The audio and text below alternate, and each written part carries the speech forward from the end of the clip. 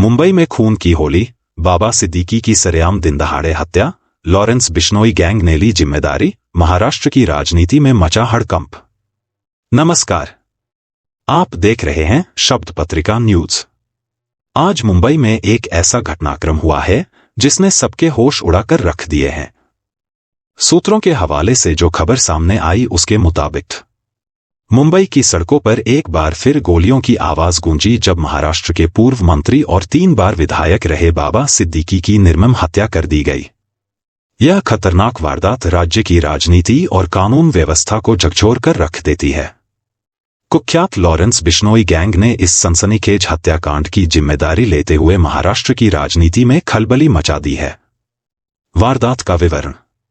यह घटना मुंबई के बांद्रा पूर्व में हुई, जहां बाबा सिद्दीकी अपने बेटे जीशान सिद्दीकी के ऑफिस के बाहर मौजूद थे।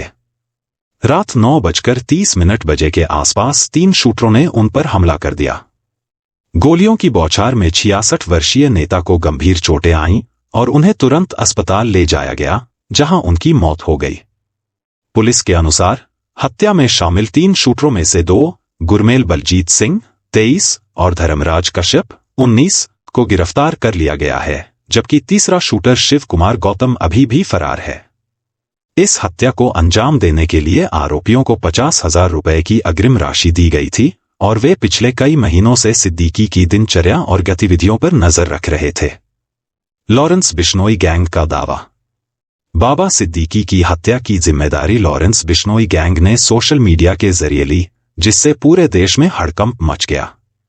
यह गैंग पहले भी कई हाई प्रोफाइल अपराधों में संलिप्त रहा है, जिसमें बॉलीवुड अभिनेता सलमान खान की हत्या की साजिश भी शामिल थी।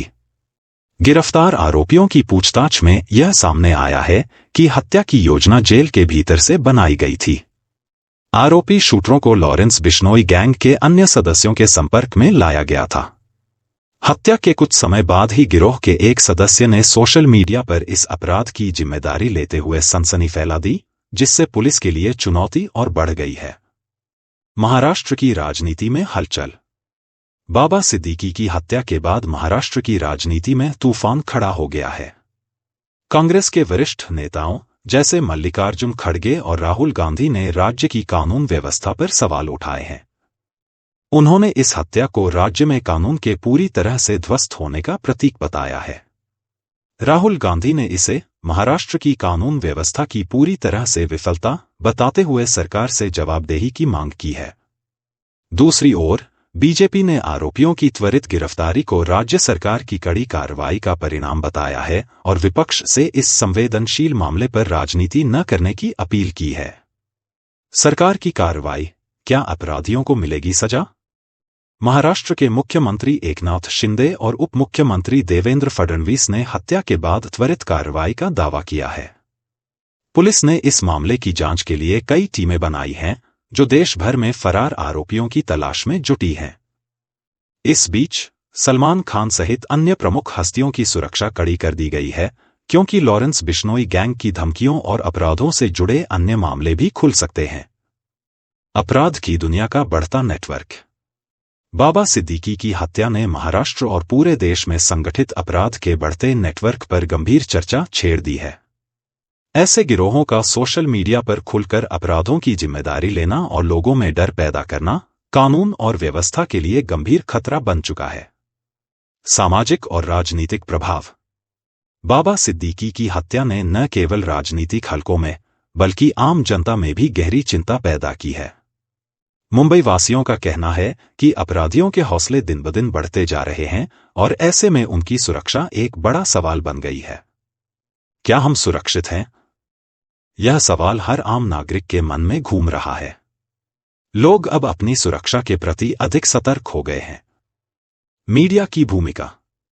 मीडिया ने इस हत्याकांड को प्रमुखता से उठाते हुए राज्य की कानून व्यवस्था की खामियों को उजागर किया है।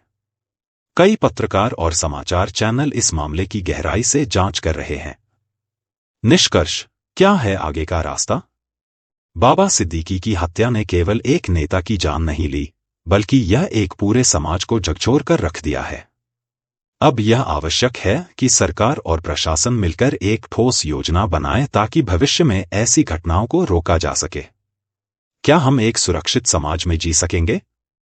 यह मामला न केवल राजनीतिक बल्कि सामाजिक और नैतिक प्रश्न भी उठाता है, और हमें इन सवालों का जवाब ढूंढना होगा ताकि हम सभी एक सुरक्षित और शांतिपूर्ण जीवन जी सकें। आपका इस बारे में क्या कहना है, कमेंट्स में जरूर बताएं।